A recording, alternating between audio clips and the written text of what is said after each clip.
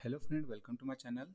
इस वीडियो के माध्यम से हम एमपी असिस्टेंट रजिस्ट्रार एग्जाम और एमपी असिस्टेंट डायरेक्टर एग्जाम के सामान्य अध्ययन प्रश्न पत्र 1 का एनालिसिस करने वाले हैं। पेपर की बात की जाए तो करंट अफेयर्स का पोर्शन मीडियम से डिफिकल्ट श्रेणी का है। काफ़ी डिटेल में अंदर घुसकर करंट अफेयर्स के क्वेश्चन पूछे गए हैं, बट स्टैटिक पोर्शन काफ़ी ईजी है। तो इस पेपर में 40 प्लस क्वेश्चन यदि आप सीरियस कैंडिडेट हो तो आसानी से सॉल्व किए जा सकते हैं। ठीक है, यदि आपने प्रीवियस ईयर क्वेश्चन सॉल्व किए हैं तो आपको इसमें रिपीटेशन भी देखने मिलेगा। ठीक है, ये सेट ए है जिसे हम सॉल्व कर रहे हैं, एमपी असिस्टेंट रजिस्ट्रार एग्जाम और एमपी असिस्टेंट डायरेक्टर एग्जाम, जिसके सामान्य अध्ययन प्रश्न पत्र 1 का हम सॉल्यूशन देखेंगे।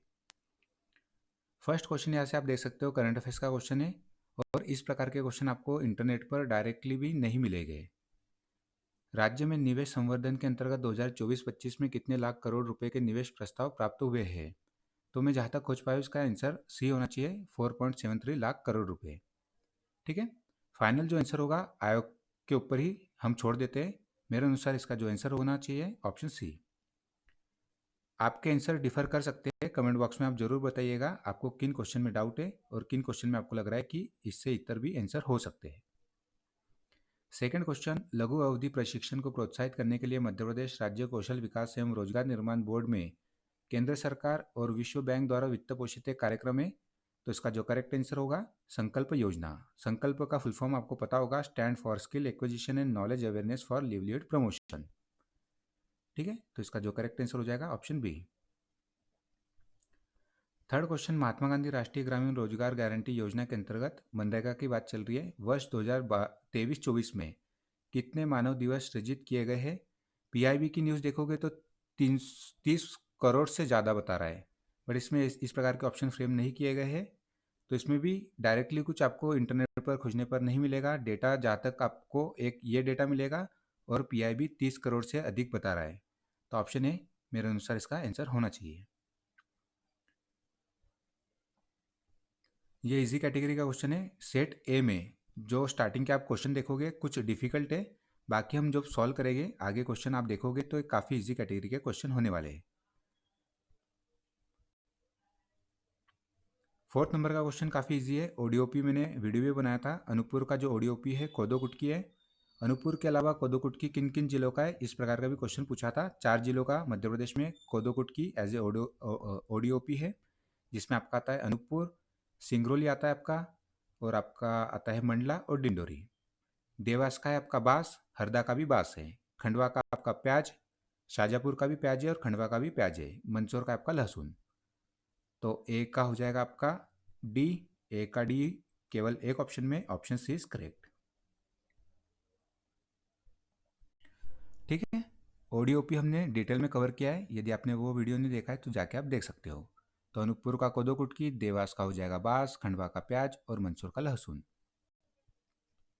ये जो पहली स्लाइड है आपकी, काफ़ी डिफिकल्ट क्वेश्चन है। इसमें 5 में से 4 क्वेश्चन आपको डिफिकल्ट लग सकते हैं ओडीओपी का छोड़कर, क्योंकि करंट अफेयर्स के क्वेश्चन है और काफ़ी डिटेल में जाके आयोग ने क्वेश्चन फ्रेम किए हैं। फिफ्थ नंबर का क्वेश्चन देख सकते हो, भारत सरकार के नीति आयोग द्वारा राज्यों के फिजिकल हेल्थ इंडेक्स 2025 संबंधित प्रतिवेदन में बजट राशि के व्यय की गुणवत्ता की दृष्टि से मध्य प्रदेश का देश में कौन सा स्थान है? तो इसका करेक्ट आंसर होगा ऑप्शन ए, प्रथम स्थान है। ठीक है,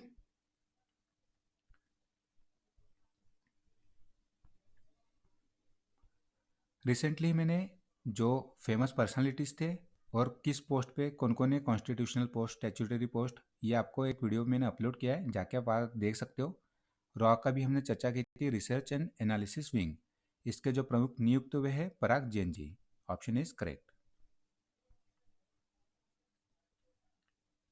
सेवंथ नंबर का क्वेश्चन, 11वें अंतर्राष्ट्रीय योग दिवस 2025 का विषय क्या है? इसे हमने काफ़ी बार चर्चा की, हमने इसकी भी। 11वें अंतर्राष्ट्रीय योग दिवस, इसका आयोजन कहाँ क्या कराया गया था? विशाखापट्टनम में। और इसकी जो थीम थी, एक पृथ्वी एक स्वास्थ्य के लिए योग, यहाँ से आप देख सकते हो। ठीक है, तो इसका जो करेक्ट आंसर हो जाएगा एक पृथ्वी एक स्वास्थ्य के लिए योग। और अंतर्राष्ट्रीय योग दिवस कब मनाया जाता है? तो 21 जून में। कौन सा संस्करण है ये भी आपको पता होना चाहिए, इस प्रकार का क्वेश्चन भी फ्रेम हो सकता है। ये तो काफ़ी न्यूज़ में रहा था।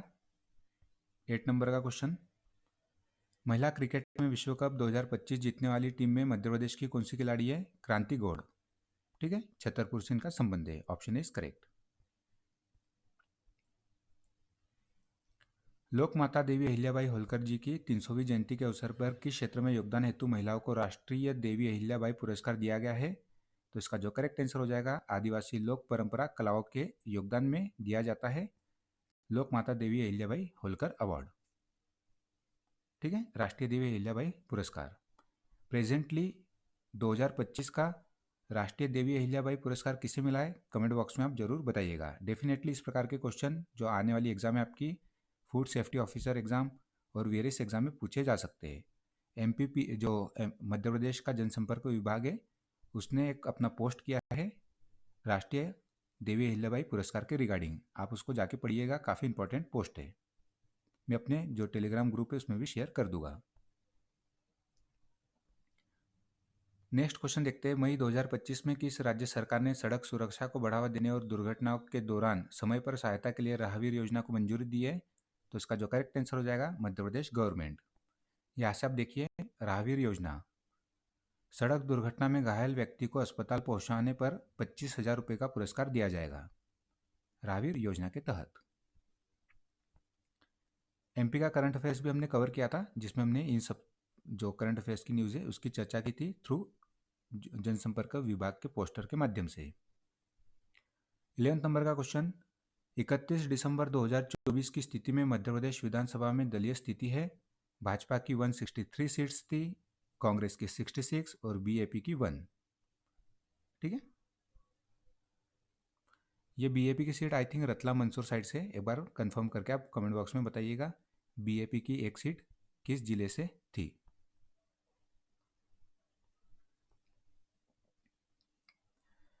मध्य प्रदेश राज्य सचिवालय का प्रशासनिक प्रमुख कौन होते हैं? तो इसके ये रिपीटेड क्वेश्चन एक्चुअली अभी रिसेंटली जो एग्जाम हुई थी उसमें पूछा गया था, तो ये तो काफ़ी इजी कैटेगरी का भी क्वेश्चन है। मुख्य सचिव राज्य सचिवालय के प्रशासनिक के प्रमुख होते हैं और प्रेजेंट में मध्य प्रदेश के मुख्य सचिव कौन है? Anurag Jain ji, I think 35th क्रम के।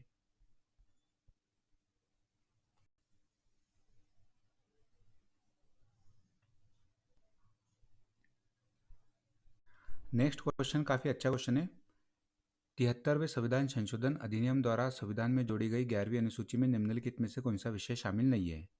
तो इसका जो करेक्ट आंसर हो जाएगा ऑप्शन बी, आर्थिक और सामाजिक विकास योजना। बाकी ये जो है सामुदायिक आस्तियों का अनुरक्षण, सार्वजनिक वितरण प्रणाली और अपारंपरिक ऊर्जा स्रोत, ये सभी 11वीं अनुसूची में आपको देखने मिलेंगे। ठीक है, तो इसका जो करेक्ट आंसर हो जाएगा ऑप्शन बी। जिसने पेपर सॉल्व किया है उन्होंने ऑप्शन डी लगा दिया है। उन्होंने आई थिंक ये थिंक किया होगा कि पारंपरिक ऊर्जा स्रोत होगा, ना कि अपारंपरिक ऊर्जा स्रोत।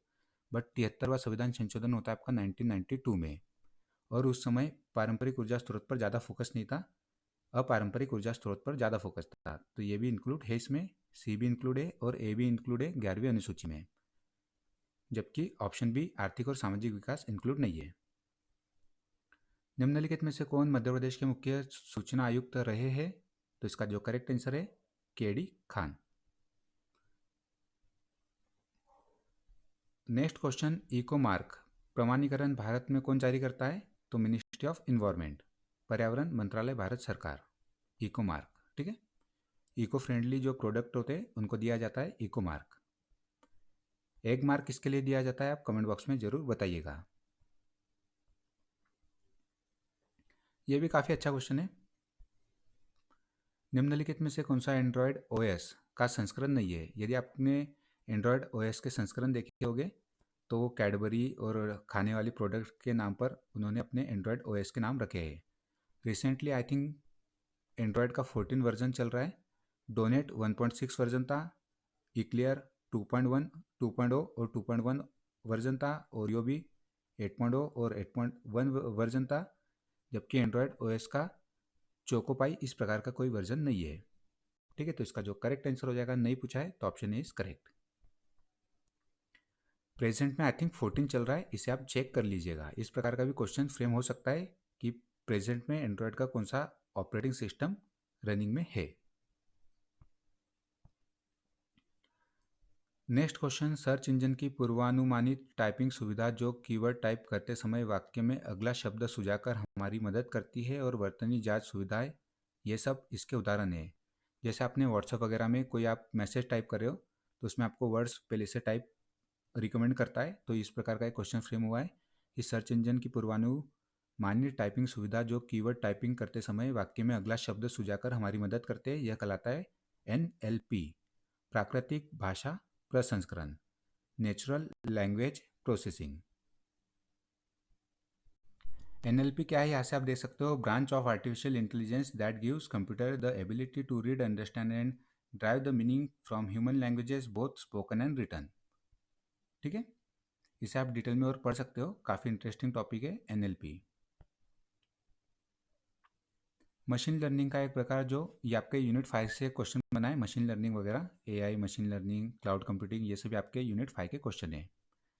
मशीन लर्निंग का एक प्रकार जो आर्टिफिशियल तंत्रिका नेटवर्क और प्रतिनिधित्व लर्निंग का उपयोग करता है, उसे इस रूप में भी जाना जाता है, तो इसे जाना जाता है डीप लर्निंग के रूप में। यहाँ से मैंने एक्स्ट्रा इन्फॉर्मेशन दी है, आप इसे पॉज करके जरूर देखिएगा।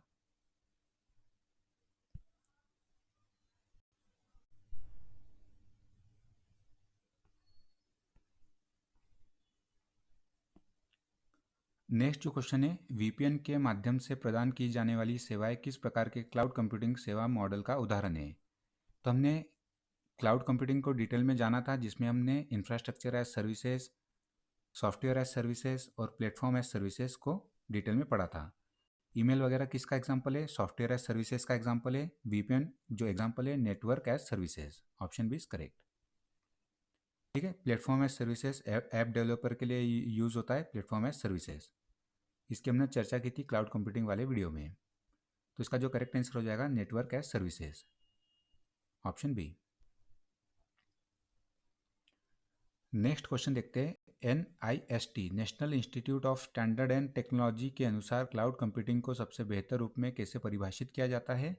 तो pay per use on demand access to share IT resources, option C के रूप में जो NIST है वे परिभाषित करती है क्लाउड कंप्यूटिंग को। एरन में किस शासक का अभिलेख नहीं मिला है, काफ़ी अच्छा क्वेश्चन है, डीप में जाके क्वेश्चन पूछा गया है। एरन में आपको समुद्रगुप्त, तोरमान, बुद्धगुप्त, इनके अभिलेख देखने मिलेंगे, भानुगुप्त, ये 4 शासकों के मेनली आपको अभिलेख देखने मिलेंगे। कुमार गुप्त का अभिलेख यहाँ नहीं देखने मिलता है, तो ऑप्शन हो जाएगा इसका करेक्ट ऑप्शन सी। ठीक है, समुद्रगुप्त का जो एरन में अभिलेख मिलता है, इनका अभिलेख एरन में एक गरुड़ ध्वज स्तंभ पर उत्तीर्ण है समुद्रगुप्त का। तोरमान की बात करें तो तोरमान एक हुन शासक है और तोरमान का अभिलेख यहाँ से प्राप्त होता है, उसमें उन्हें पृथ्वी पर शासन करने वाला बताया गया है। एरन का है सागर में। और बुद्धगुप्त की बात करें तो इनका भी शिलालेख प्राप्त होता है 484-485 ईस्वी के करीब यह स्थापित हुआ था। भानुगुप्त का जो एरन अभिलेख है काफ़ी फेमस है, यहाँ से आप देख सकते हो। इनका अभिलेख 510 ईस्वी गोपराज सती स्तंभ लेख के नाम से प्रसिद्ध है।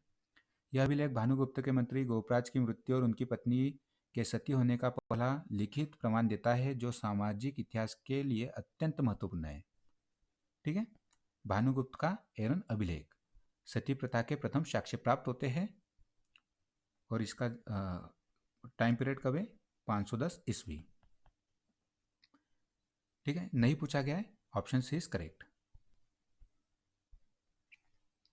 ग्वालियर के तोमर वंश का संस्थापक कौन था। यदि आपने MPS असिस्टेंट प्रोफेसर एग्जाम 2024 के पेपर 1 को सॉल्व किया है तो उसमें ये क्वेश्चन पूछा जा चुका है। वीर सिंह देव इसका करेक्ट आंसर हो जाएगा। वीर सिंह देव ने ही चतुर्भुज टेम्पल का निर्माण कराया ग्वालियर में। ठीक है, बुंदेला की राजधानी ओरछा की नींव किसने रखी थी। रुद्र प्रताप सिंह बुंदेला 1531 ईस्वी में।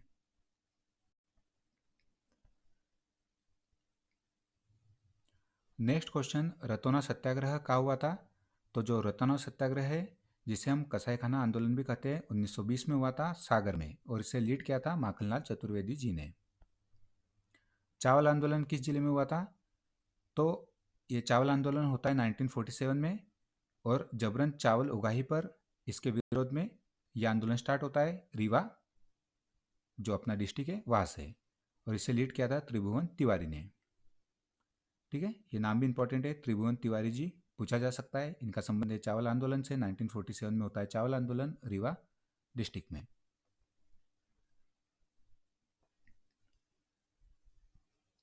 इसकी पीडीएफ में अपने टेलीग्राम चैनल पे अपलोड कर दूंगा, आप वहाँ से जाके डाउनलोड कीजिएगा।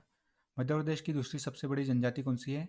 सबसे बड़ी जनजाति आपकी भील, दूसरी सबसे बड़ी जनजाति आपकी गोंड। इसका जो करेक्ट आंसर हो जाएगा ऑप्शन ए, भील, गोंड, कोल, कोरकू, सहरिया, बेगा।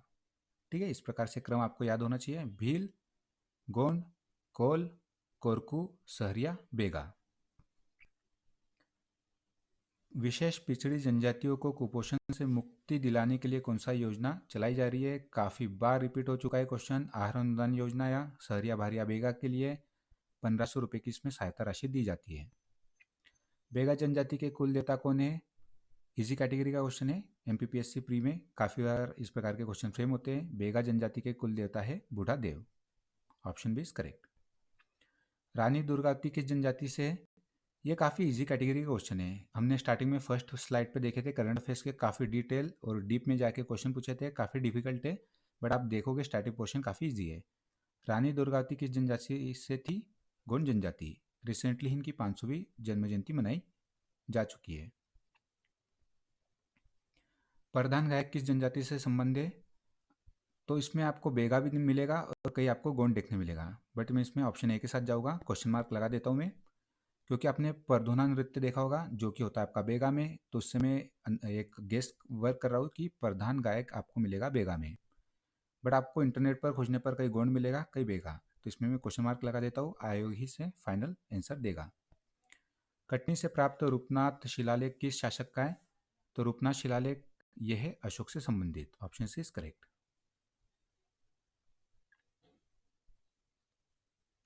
यवन राजदूत हेलियोडोरस किस वंश के शासक के समय बेसनगर आया था? बेसनगर अर्थात विदिशा।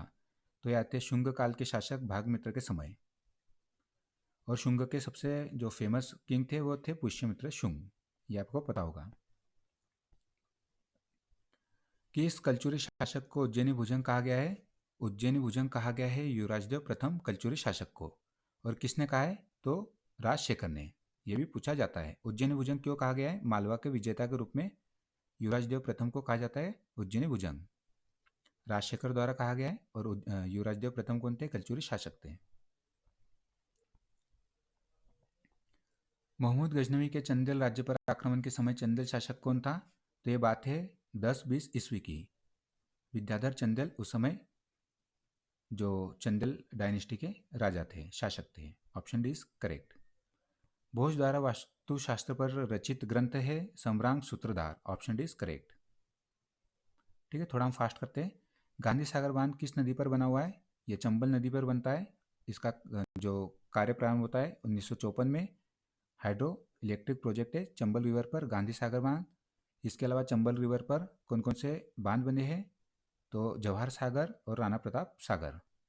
ठीक है, तो इसका जो करेक्ट आंसर रहेगा गांधी सागर डैम है आपका चंबल रिवर पर।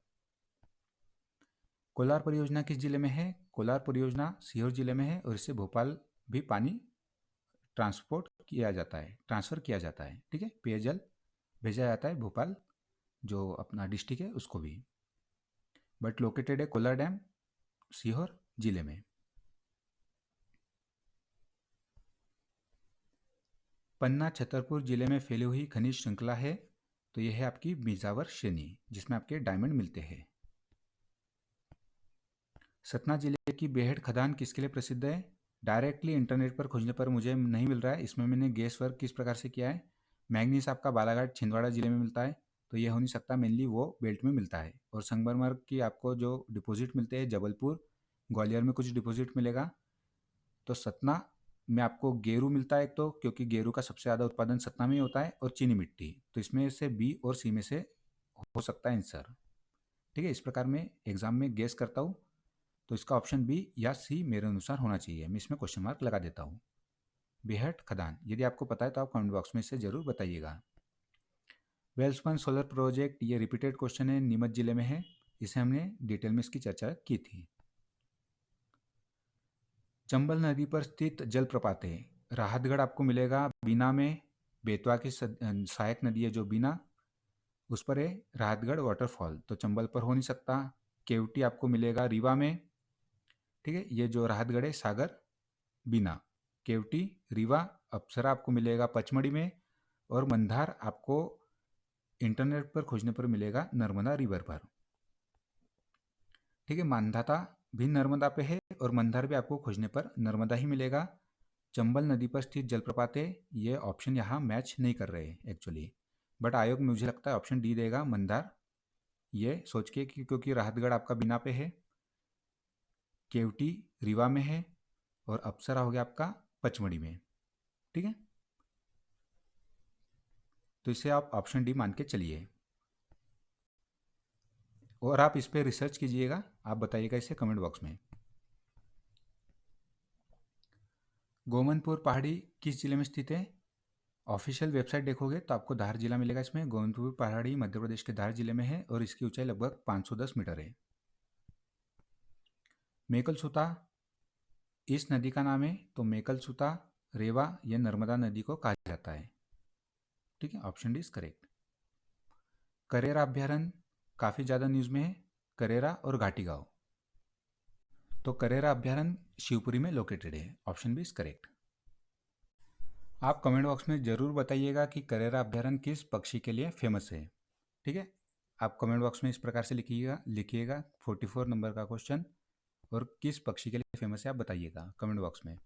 मध्य प्रदेश भारत के मध्य में स्थित है, अंततः कौन सा कथन इसके रिगार्डिंग गलत है? तो वार्षिक तापांतर अधिक होता है, ये करेक्ट है। समुद्री प्रभाव नहीं पहुंचता है, ये भी करेक्ट है। पश्चिमी तटीय क्षेत्रों की अपेक्षा कम वर्षा होती है, ये भी करेक्ट है। इनकरेक्ट पूछा गया है तो ऑप्शन डी हो जाएगा, मानसूनी प्रभाव नहीं रहता है। ठीक है, मानसूनी प्रभाव नहीं रहता है तो फिर रेनफॉल नहीं होती, बट हमें पता है कि मध्य प्रदेश की एवरेज रेनफॉल है 112 सेंटीमीटर। तो ऑप्शन डी इनकरेक्ट हो जाएगा। इनकरेक्ट फाइंड करना तो ऑप्शन डी आंसर हो जाएगा हमारा इस क्वेश्चन का। छिंदवाड़ा जिले के पातालकोट में मुख्य रूप से कौन सी जनजाति पाई जाती है? भारिया ट्राइब, तामिया तहसील। मध्य प्रदेश में 3 पीवीटीजी है, सहरिया, भारिया और बेगा। तो भारिया ट्राइब मिलती है आपको छिंदवाड़ा जिले के पातालकोट में, तामिया तहसील में। भारत सरकार द्वारा मध्य प्रदेश की किन जनजातियों को पीवीटीजी समूह में रखा गया है? सहरिया, भारिया और बेगा। ठीक है, इसी कैटेगरी का क्वेश्चन है। आपको एक डिफिकल्ट क्वेश्चन में पूछता हूँ, जो पीवीटीजीस है, पीवीटीजीस, ठीक है, ये है आपकी 18 स्टेट और 1 यूटीज में, और इनकी जो टोटल टाइप्स है वो है 75 टाइप्स की ट्राइब्स को पीवीटीजीस घोषित किया गया है। बट घोषित करने का काम कौन करता है आप कमेंट बॉक्स में बताइएगा। ठीक है, तो इसका जो करेक्ट आंसर है सहरिया, भारिया और बेगा। पीवीटीजीस को घोषित करने का कार्य कौन करता है? चलो ऑप्शन भी दे देता हूँ मैं आपको। आप 47 में कमेंट बॉक्स में बताइएगा 47 और आंसर बताइएगा। ठीक है, कमेंट बॉक्स में ऑप्शन देता हूँ आपको मैं। Ministry of social justice, first option ये है। Second ministry of tribal affairs, third ministry of home affairs, fourth ministry of law. ठीक है, आप कमेंट बॉक्स में जरूर बताइएगा। काफ़ी अच्छा क्वेश्चन है, पीवीटीजीस को घोषित करने का कार्य कौन सी मिनिस्ट्री करती है? गातला किस जनजाति से संबंधित है? तो इसका जो करेक्ट आंसर हो जाएगा भील ट्राइब। ये मृत्यु के अवसर पर पत्थर के शिल्प गाड़े जाते हैं, जिसे गातला कहा जाता है, भील ट्राइब में। सेंधवा में आदिवासी आंदोलन किसके नेतृत्व में हुआ था? तो भीमा नायक के नेतृत्व में हुआ था। 1857 की जो क्रांति है उसकी बात चल रही है। थाप्ती नृत्य की जनजाति में किया जाता है? तो कोरकू ट्राइब में होता है थाप्ती नृत्य। ठीक है, तो ये 50 क्वेश्चन आपकी जो भी आने वाली एग्जाम है, जिसमें फूड सेफ्टी ऑफिसर एग्जाम और वेरियस एग्जाम है, उसके लिए काफ़ी इंपॉर्टेंट होने वाला है पेपर। तो इसे आप मल्टीपल टाइम सॉल्व करके जाइएगा। इससे आपको आने वाली जो एग्जाम है उसमें एक आइडिया भी लगेगा किस प्रकार के क्वेश्चन फ्रेम हो रहे हैं, और काफ़ी बेनिफिट भी होगा यदि रिपीट हो जाते क्वेश्चन। तो यदि आपको वीडियो पसंद आया तो लाइक, सब्सक्राइब, शेयर करना ना भूलें, और यदि आप हाइप करना चाहते हो तो हाइप भी कर सकते हो। ठीक है, इसकी PDF मैं अपने टेलीग्राम चैनल पर अपलोड कर दूंगा, आप वहाँ से जाके डाउनलोड कीजिएगा।